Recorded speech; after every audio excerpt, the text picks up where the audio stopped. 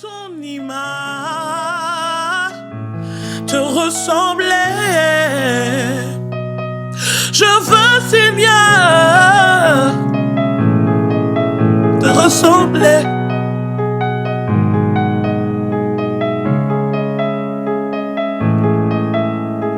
Bonjour à tous, bienvenue dans Métamorphosis School, Je l'école de la veux, transformation. Seigneur. On se retrouve après quelques semaines d'absence. J'espère que je vous ai manqué. En tout cas, à chaque fois qu'on ne se voit pas, vous me manquez aussi. Je ne vous oublie pas. Je sais qu'à chaque fois, je vous promets du contenu. Ne vous inquiétez pas, nous sommes en train de travailler dessus. C'est une promesse.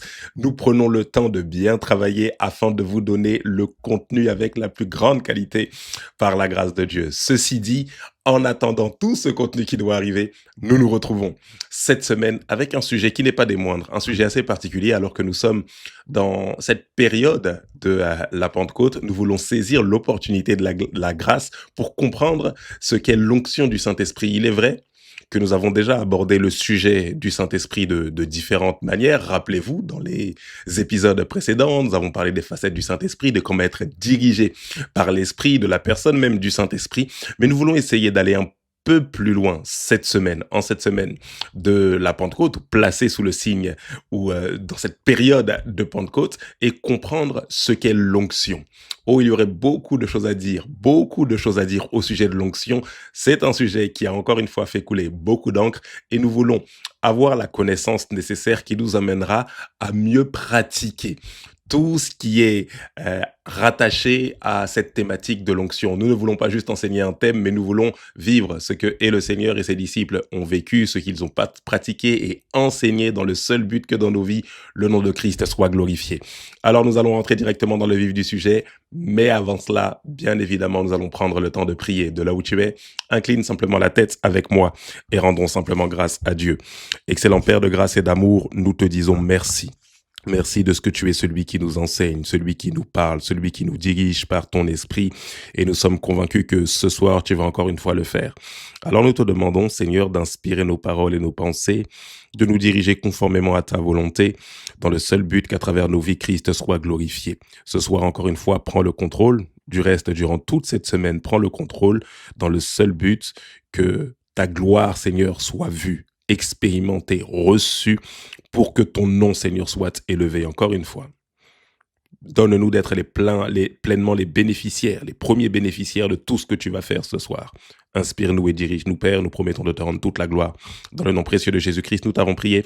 Que quelqu'un dise Amen. Amen, amen. Avant de poursuivre, comme à notre habitude, tu prends le temps de partager la vidéo sur tous les réseaux sociaux, sur X, sur Trend, sur Instagram, sur Facebook, sur Snap, partout, parce que je sais que cette vidéo pourra édifier un grand nombre de personnes dans ton entourage.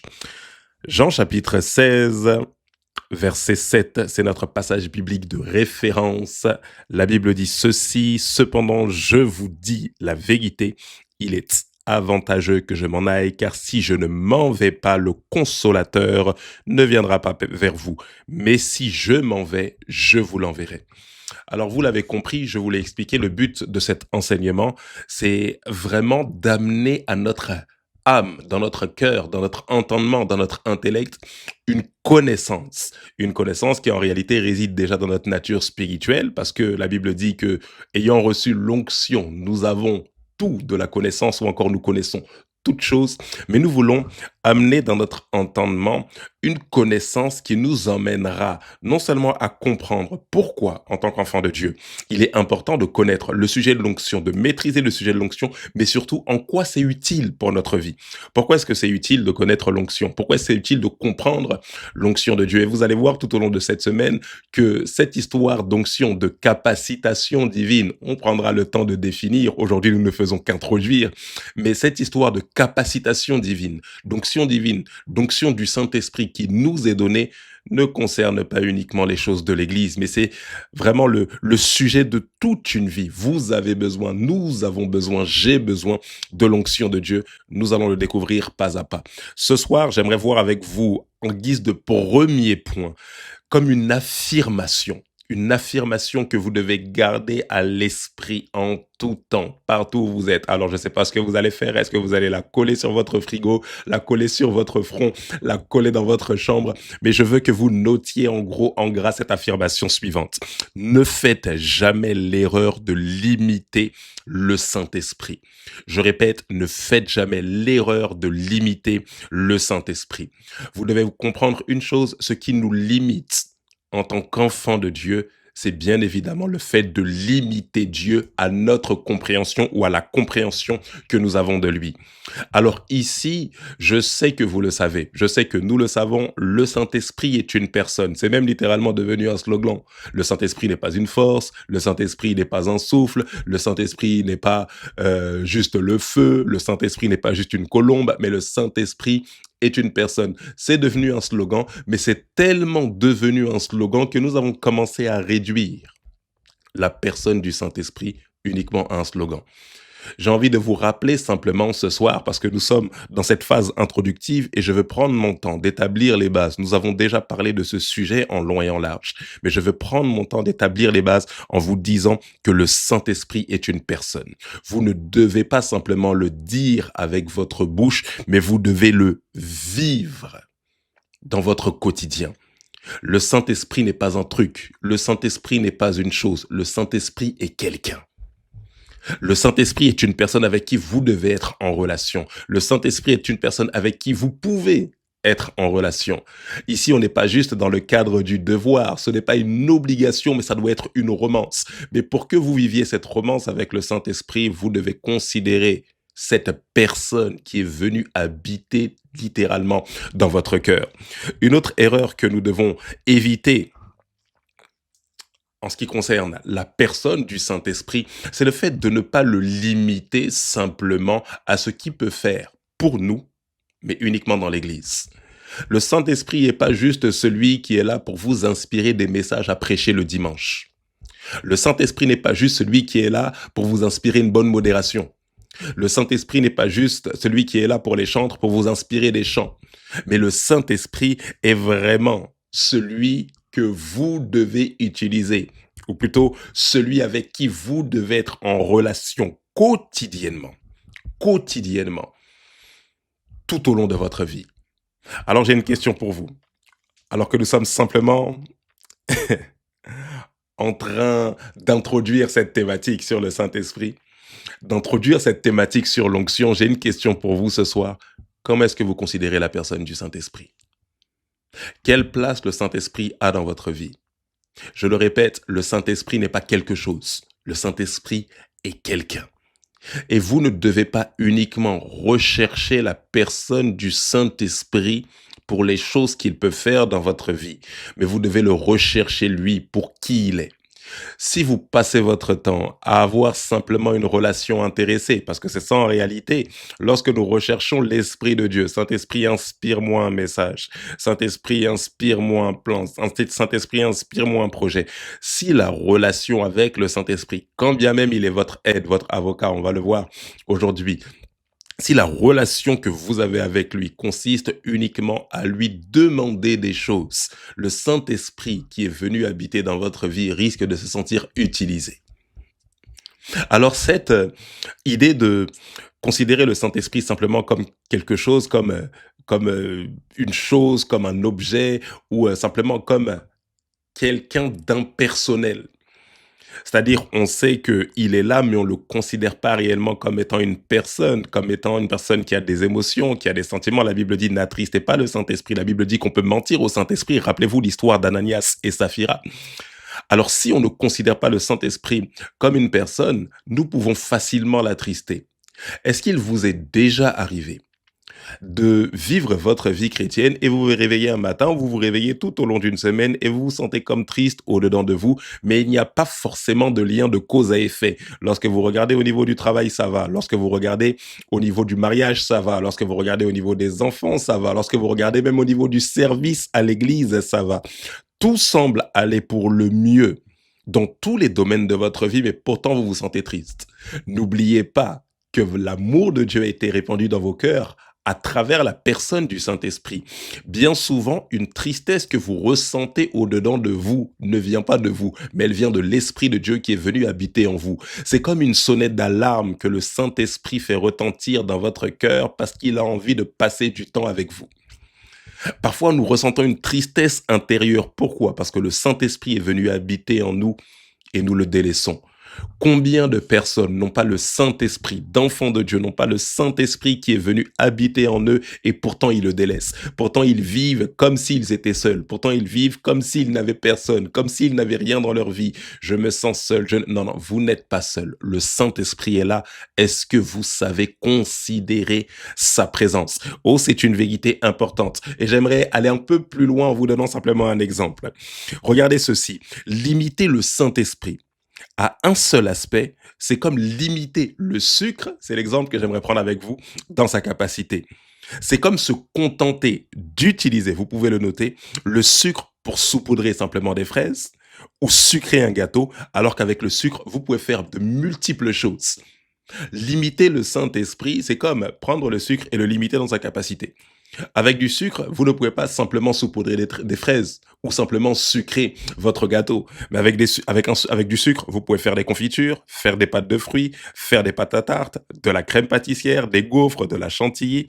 Et c'est comme ne pas savoir. Quand vous limitez le sucre, ah oui, donne-moi un peu de sucre, je vais en mettre juste dans mon yaourt ou juste pour en mettre dans mon gâteau ou juste sur mes fraises. Vous devez savoir qu'il existe même plusieurs sortes de sucre. Alors, il existe par exemple du sucre cristal, il existe du sucre en poudre, il existe du sucre de canne avec lequel vous pouvez à la fois faire des confitures, faire des desserts exotiques. Il existe du sucre vergeoise, il existe du sucre glace, il existe du sucre perlé, il existe du sucre gélifiant, du sucre vanillé. J'ai même oublié de mentionner le sucre vanilliné. Il existe toutes sortes de sucres. Je ne veux pas que vous vous transformiez en pâtissier, mais c'est pour que vous puissiez avoir l'esprit ouvert en ce qui concerne la pluralité d'une seule et même chose. De la même manière, le Saint-Esprit est pluriel. Ne limitez pas le Saint-Esprit simplement au fait de prier, de crier fort en langue dans l'église, de casser des chaises, de se rouler. Non, non, le Saint-Esprit n'est pas limité à ça. Alors ici, je vous donne comme exemple le sucre pour vous faire comprendre que de la même manière, et c'est réduire même la personne du Saint-Esprit, parce qu'en réalité, il possède une sagesse infiniment variée, parce qu'il est Dieu littéralement. Il est cette personne divine qui vient habiter en nous, mais il est Dieu littéralement. Alors je vous ai donné cet exemple pour vous faire comprendre que de la même manière que le sucre est pluriel, même pas de la même manière, mais à une plus haute échelle, le Saint-Esprit est pluriel également. Il possède quelque chose d'infiniment varié, c'est sa nature. En réalité, en lui, il y a toujours des choses à découvrir. Alors ne le limitez pas. Ne le limitez pas. Ne limitez pas ne réduisez pas le Saint-Esprit simplement à cet événement ponctuel qui s'est passé le jour de la Pentecôte ou des langues de feu alors qu'il y eut du ciel un bruit qui retentit comme celui d'un vent impétueux et que ce vent a rempli toute la maison et que des langues semblables à des langues de feu se sont posées sur la tête des disciples et qu'ils se sont mis à parler en d'autres langues selon que l'Esprit leur donnait de manifester. Ne limitez pas le Saint-Esprit simplement à cette manifestation-là. Ne limitez pas le Saint-Esprit simplement à la manifestation des dons spirituels. Ne limitez pas le Saint-Esprit simplement au fait de parler en langue ou de prophétiser. Le Saint-Esprit est beaucoup plus que ça. Et cette semaine, alors que nous parlons de l'onction, nous ne voulons pas non plus limiter l'onction. Vous devez comprendre une chose, c'est mon deuxième point. Le Saint-Esprit a plusieurs facettes au sein de sa personne. Dans le Saint-Esprit. Ici, je ne suis pas en train de vous parler de l'action de l'Esprit, esprit de sagesse, esprit d'intelligence, esprit de crainte de l'Éternel, toutes ces choses que nous avons déjà vues être dirigées par le Saint-Esprit. Mais je parle de sa personne. Alors que nous avons tendance à limiter le Saint-Esprit parfois aux dons spirituels, au parler en langue, à la prophétie, à la parole de connaissance, toutes ces choses-là. Alors que nous avons tendance à limiter le Saint-Esprit simplement aux effets que sa présence produit pendant nos temps de prière dévotionnelle ou pendant nos temps de prière corporatifs à l'église, dans notre église locale, dans laquelle vous êtes. Jésus, lorsqu'il parle du Saint-Esprit, il utilise un mot assez particulier que vous connaissez, c'est le mot paraclet. Nous avons déjà abordé ce mot paraclet, si vous vous souvenez, nous avons dit que le paraclet signifie le consolateur, donc le parakletos en grec signifie le consolateur, l'aide, l'avocat, c'est-à-dire celui qui nous défend, celui qui nous rappelle que nous ne pouvons plus être condamnés. C'est intéressant ça. Le Saint-Esprit est celui qui nous rappelle que nous ne pouvons plus être condamnés. C'est pour ça que la Bible dit que l'Esprit lui-même rend témoignage à notre esprit que nous sommes devenus enfants de Dieu. Mais il est également celui qui fait rempart. Il est un conseiller, vous voyez tout ce que ce mot paraclet renferme. Il est un intercesseur, il est quelqu'un qui se tient à nos côtés, il est également celui qui nous fortifie. Ici, Jésus parle du Saint-Esprit et il le présente comme étant un avantage pour nous. Alors aujourd'hui, j'ai envie de vous rappeler ces choses pour que vous considériez véritablement la personne du Saint-Esprit comme étant votre avantage. Je ne peux pas aller plus loin et vous partager des vérités profondes au sujet de l'onction si vous ne considérez pas ou ne reconsidérez pas le Saint-Esprit à sa juste valeur. Premièrement, vous devez voir le Saint-Esprit comme étant votre avantage. Voilà pourquoi Jean chapitre 16, verset 7, c'est Jésus qui parle. Il dit ceci, je vous le dis, en vérité, il est avantageux pour vous que je m'en aille, car si je ne m'en vais pas, le consolateur ne viendra pas. Mais si je m'en vais, je vous l'enverrai. Le Saint-Esprit est l'avantage de tous ceux qui ont placé leur confiance dans le Fils. Jésus est en train d'expliquer à ses disciples que, étant présent physiquement, il n'aurait pas la capacité de se démultiplier dans la vie de tous ceux qui placeraient leur confiance en lui. Jésus n'avait que de l'influence durant son parcours terrestre. Il est la parole de toute éternité. Mais durant son parcours, sa mission terrestre, il ne pouvait pas avoir de l'influence sur plus de quelques milliers de personnes. Mais lorsque Jésus s'en va, que le Saint-Esprit descend, le Saint-Esprit est celui qui a la capacité d'influencer en un même moment, d'influencer en l'espace de quelques secondes des centaines, des milliers, des dizaines de millions, des milliards de personnes. Voilà pourquoi Jésus dit, il est avantageux pour vous que je m'en aille, afin que celui qui vienne après moi celui qui porte exactement la même vie que moi, puisse la démultiplier, puisse la multiplier dans la vie de tous ceux qui placeront leur confiance en moi. Jésus présente le Saint-Esprit comme un avantage. Est-ce que vous le voyez comme tel? Le Saint-Esprit n'est pas un inconvénient. Ce n'est pas, oui, mais les apôtres, eux, ils ont vécu avec Jésus physiquement. Jésus dit, non, ça c'était la dimension basse. La dimension la plus haute, c'est celle où je m'en vais et où je viens habiter en vous par le Saint-Esprit. Le Saint-Esprit est véritablement votre avantage. Le Saint-Esprit, point numéro 1, votre avantage. Le Saint-Esprit, point numéro 2, est celui qui convainc le cœur des incroyants. Jean chapitre 16, verset 8 jusqu'au verset 11. La Bible dit ceci, et quand il sera venu, il convaincra le monde en ce qui concerne le péché. Vous entendez ça? Il convaincra le monde en ce qui concerne le péché, la justice et le jugement. En ce qui concerne le péché parce qu'il ne croit pas en moi. La justice parce que je vais au Père et que vous ne me verrez plus, le jugement parce que le prince de ce monde est jugé. Jésus présente le Saint-Esprit comme étant celui qui apporte une conviction dans le cœur des incroyants. C'est intéressant, la Bible dit, il convaincra le monde. Il ne convaincra pas les chrétiens, il ne convaincra pas ceux qui ont cru. Non, justement, il convainc ceux qui ne croient pas.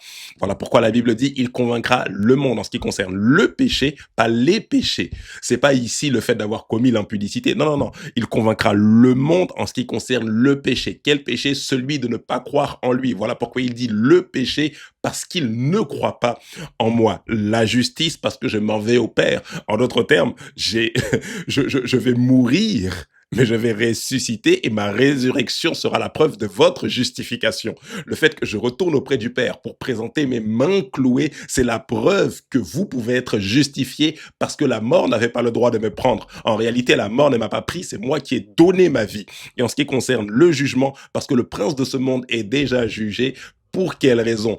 Dès lors où vous placez votre confiance en Jésus, votre jugement a déjà eu lieu. À quel moment? Lorsque Christ est mort à la croix. Christ vous ramène 2000 ans, plus de 2000 ans en arrière pour vous dire, pour vous, c'est déjà fait. En réalité, celui qui refuse de croire en Jésus est déjà jugé. Ce n'est pas réellement après sa mort.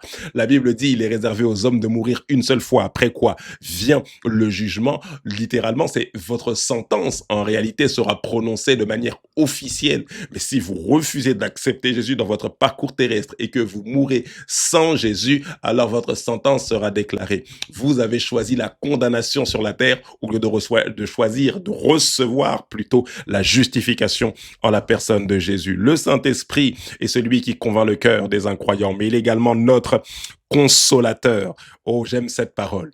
Le Saint-Esprit est celui qui peut nous consoler. La Bible dit ceci, mais le consolateur, l'Esprit Saint que le Père enverra en mon nom, vous enseignera toutes choses et vous rappellera tout ce que je vous ai dit.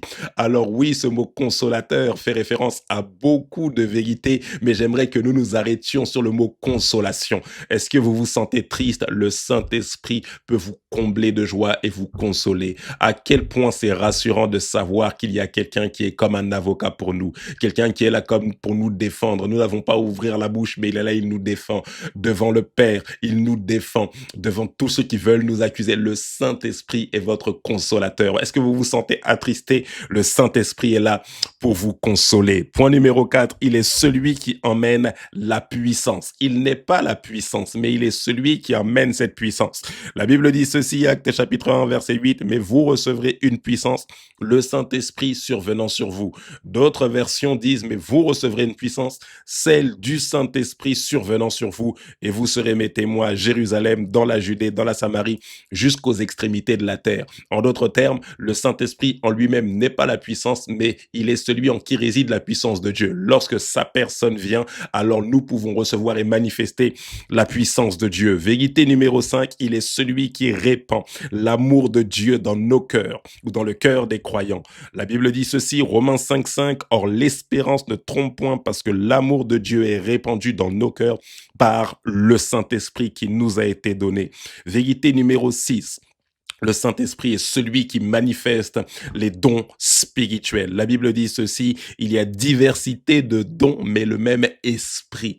Très intéressant, on est dans le cadre où l'apôtre Paul parle des dons spirituels, diversité de ministères, mais le même Seigneur, diversité d'opérations, mais le même Dieu qui opère toutes en tous. Or, à chacun, la manifestation de l'esprit, littéralement, le pneumatikos, est donnée pour l'utilité commune.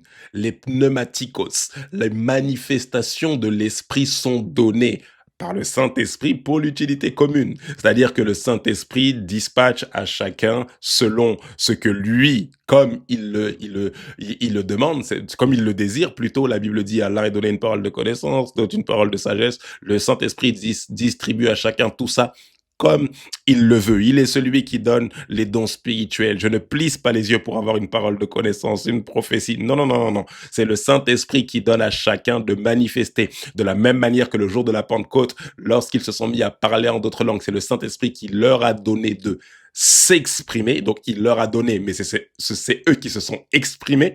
Attention, le Saint-Esprit ne les a pas forcés à parler, de la même manière qu'il ne vous force pas à manifester un don spirituel, mais c'est lui qui vous inspire, c'est lui qui vous oriente, c'est lui qui vous donne de manifester. Tout vient de l'Esprit de Dieu. Vérité numéro 7, il est celui qui rend témoignage à notre esprit. L'Esprit lui-même, Romains chapitre 8, verset 16, rend témoignage à notre esprit que nous sommes enfants de Dieu.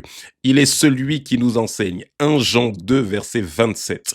Pour vous, l'onction que vous avez reçue de lui demeure en vous et vous n'avez pas besoin qu'on vous enseigne. Mais comme son onction vous enseigne toutes choses et qu'elle est véritable et qu'elle n'est point un mensonge, demeurez en lui selon les enseignements qu'elle vous a donnés. Ici, l'apôtre Jean est en train de dire que le Saint-Esprit est celui qui est notre enseignant. Quand il dit qu'il est notre enseignant et qu'on n'a pas besoin d'être enseigné, ça ne veut pas dire que vous n'avez plus besoin du pasteur Jean Field. Non, ça ne veut pas dire que vous n'avez pas besoin d'enseignants, que vous n'avez pas besoin de pasteur. Mais ça veut tout simplement dire que l'onction qui réside en vous atteste que ce que vous entendez vient véritablement de lui. Atteste les paroles que vous entendez. Atteste de si oui ou non les paroles que vous entendez sont inspirées. Le Saint-Esprit est là pour vous enseigner, pour vous convaincre que ce que vous entendez, oui, c'est bien ça. Ça vient véritablement de sa parole. Rappelez-vous, toute l'écriture est inspirée de Dieu. Lorsque je vous enseigne, il y a un autre enseignant en vous qui est là comme pour mettre en lumière les vérités que je suis en train de vous donner pour vous dire, oui, c'est bien ça. Oui, c'est la vérité. Ou non, ce n'est pas ça. Voilà pourquoi il vous faut absolument la personne du Saint-Esprit. Il vous faut littéralement naître de nouveau. nouveau. Vérité numéro 9. Le Saint-Esprit est celui qui emmène une connaissance profonde de Dieu. Oh, combien j'aime cette vérité. La Bible dit ceci, 1 Corinthiens chapitre 2, versets 9 à 13. Mais comme il est écrit, ce sont des choses que l'œil n'a point vues, que l'oreille n'a point entendues et qui ne sont point montées au cœur de l'homme. Des choses que Dieu a préparées pour ceux qui l'aiment. Dieu nous les a révélées par l'Esprit, car l'Esprit sonde tout, même les profondeurs de Dieu.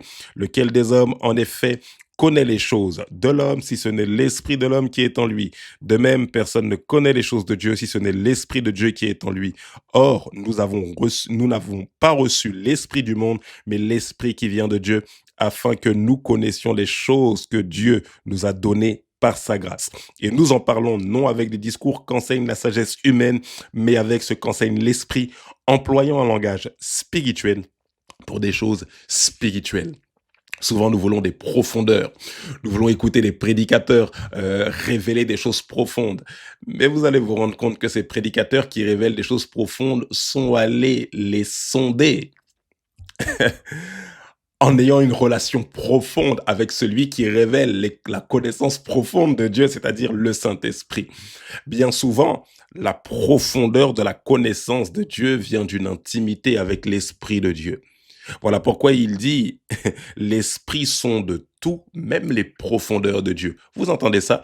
Vous avez en vous celui qui sonde les profondeurs de Dieu.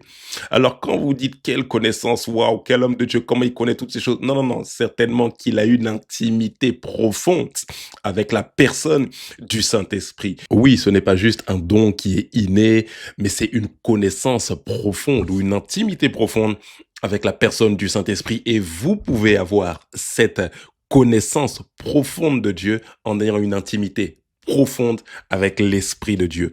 Vérité numéro 10, le Saint-Esprit est celui qui intercède pour nous. Oh, j'aime ça.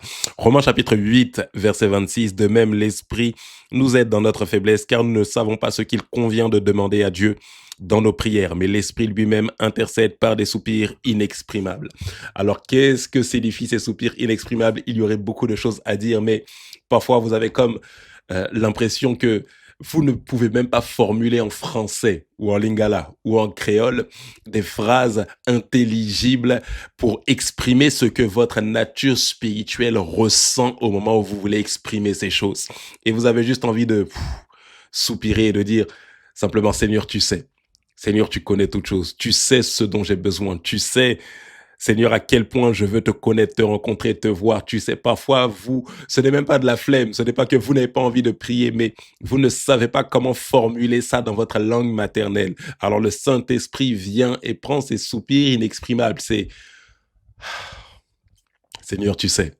Il prend ça et il intercède pour nous, pour révéler au Père quels sont nos véritables besoins. Rappelez-vous, il est celui qui sonde tout, même les profondeurs de Dieu. Et parfois, ces soupirs inexprimables peuvent se manifester sous forme de langue inintelligible. Oh oui, je sais qu'on a déjà parlé du sujet du parler en langue. Je ne vais pas aller là-bas aujourd'hui. Mais parfois, vous ne savez tellement pas formuler ça en français que l'esprit commence à s'exprimer en vous.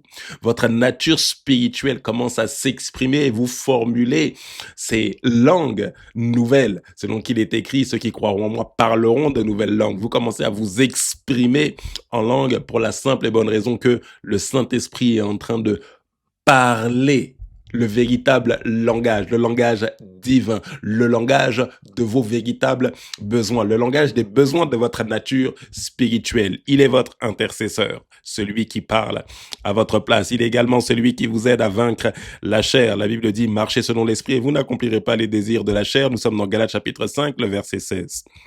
Marchez par l'esprit et vous n'accomplirez pas les désirs de la chair. Il donne ici la clé pour triompher des œuvres de la chair. On ne triomphe pas de la chair en essayant de résister à la chair, mais en marchant tout simplement selon l'esprit. La clé pour triompher des péchés de la chair, c'est de marcher selon l'esprit. La clé pour triompher de l'impudicité, ce n'est pas d'essayer de se concentrer, mais c'est d'écouter quelle est l'instruction de l'Esprit de Dieu afin de pouvoir, dans le contexte, être libéré de telle ou telle œuvre de la chair. Vérité numéro 12. Le Saint-Esprit est celui qui parle à notre place lorsqu'on nous accuse faussement. Matthieu chapitre 10, verset 19. Mais quand on vous livrera, ne vous inquiétez ni de la manière dont vous parlerez, ni de ce que vous direz. Ce que vous aurez à dire vous sera donné à l'heure même. Car ce n'est pas vous qui parlerez, c'est l'Esprit de votre Père qui parlera en vous. Le Saint-Esprit est celui qui peut et celui qui veut vous défendre. N'essayez pas de vous faire justice. Rappelez-vous que la justice des hommes n'accomplit pas, ou la colère des hommes n'accomplit pas la justice de Dieu. Il est possible qu'on vous ait trahi, rejeté, abandonné, trompé. Il est possible que vous ayez été accusé faussement. Laissez le Seigneur vous faire justice. Quand on dit laissez le Seigneur vous faire justice, ça ne veut pas simplement dire parfois, ça voudra dire que vous devrez fermer la bouche. Mais ça ne veut pas simplement dire ça. Ça veut simplement dire laisser le Saint-Esprit vous inspirer l'attitude et les paroles à avoir dans le contexte. N'essayez pas d'amener votre science, d'amener votre sagesse, mais laissez comme la sagesse de l'Esprit s'exprimer. Il dit à l'heure même, l'Esprit de votre Père parlera pour vous.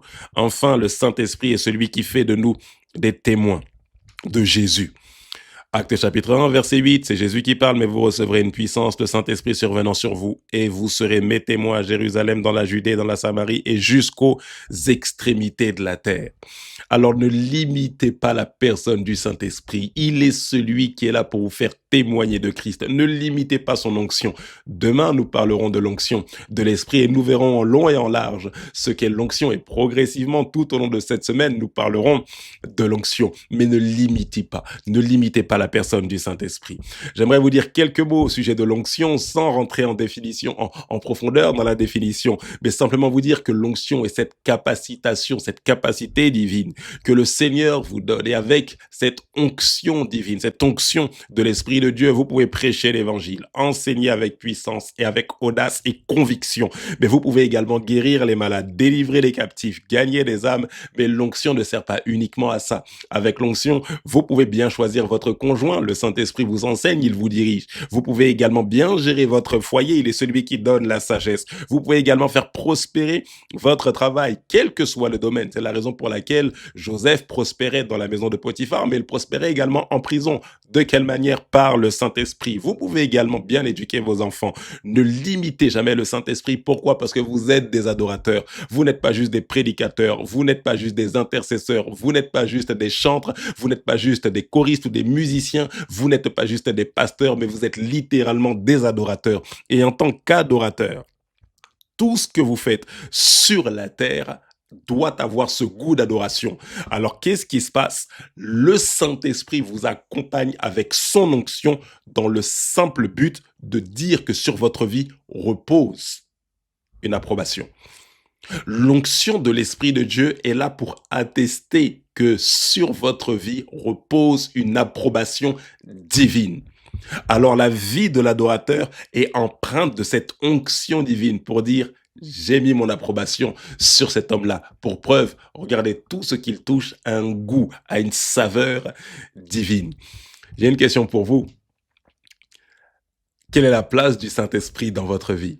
Nous ne faisons qu'introduire ce sujet. Nous irons beaucoup plus loin demain et les jours suivants. Mais pour l'heure, n'hésitez pas à écouter, réécouter l'enseignement d'aujourd'hui. Je vous dis à très bientôt. Du reste, à demain pour un nouvel épisode. Très bonne soirée à vous avec Métamorphosis School, l'école de la transformation. Dieu vous bénisse. Bye bye.